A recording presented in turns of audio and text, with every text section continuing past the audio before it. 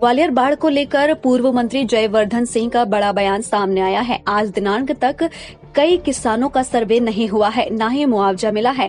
बाढ़ के दौरान सरकार अन्न उत्सव मना रही थी।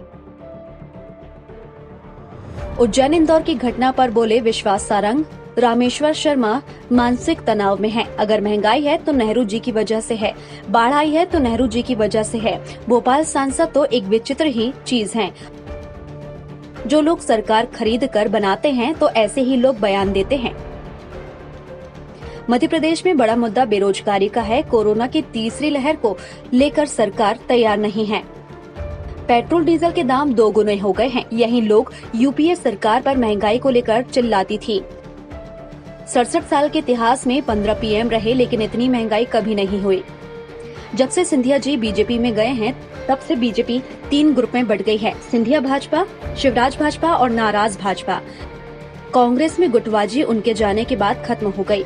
जातिगत जनगणना का किया समर्थन। बीजेपी ओबीसी विरोध पार्टी है। ग्वालियर चंबल में सिंधिया का विकल्प बनने पर कहा कि अंचल में कांग्रेस के कई बड़े नेता हैं, फिर पार्टी जहां कहेगी वहां काम करने को तैयार हूं। जब से सिंधिया जी भाजपा में शामिल हुए हैं, अब भाजपा बढ़ गई है 3 हिस्सों में। एक है शिवराज भाजपा, एक है महाराज भाजपा और एक है नाराज भाजपा। तो अब आप सब खुद ही देख रहे हैं कि जब से सिंधिया जी का प्रवेश हुआ है भाजपा में, किस प्रकार से भाजपा में ही गुटबाजी बढ़ गई है। अगर हम बात करें ग्वालियर चंबल क्षेत्र की, तो चाहे नरोत्तम मिश्रा जी हो, चाहे नरेंद्र सिंह तोमर जी हो, यहाँ तक कि वीडी शर्मा साहब भी, वैसे उनका गृह संभाग तो यही है, ग्वालियर चंबल क्षेत्र ही है।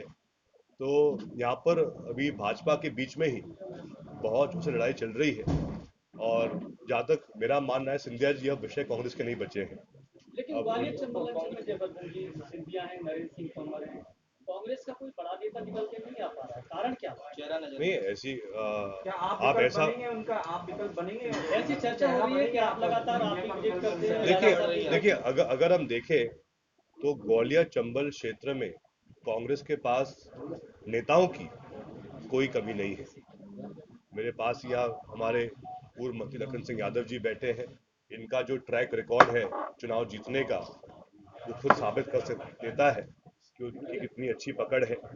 अगर हम देखें तो रामनिवास रावत जी एक हमारे कद्दावर नेता हैं, डॉक्टर गोविंद सिंह जी हैं, अपने केपी सिंह जी हैं, हमारे अनेक ऐसे अन्य साथीगण हैं ग्वालियर में जो हमारे अभी विधायक जीत के आए, सतीश सिकरवार साहब और हमारे सुरेश राजे जी, प्रवीण पाठक जी पहले से हैं। ये सब भी मजबूत हमारे साथीगण हैं, नेता हैं। और जहाँ तक मेरा सवाल है, मैं जरूर ग्वालियर संभाग का ही एक सदस्य निवासी हूँ, और जहाँ मेरी आवश्यकता होगी मैं जी जान से हाजिर रहूंगा कांग्रेस पार्टी के लिए और हर एक कार्यकर्ता के लिए।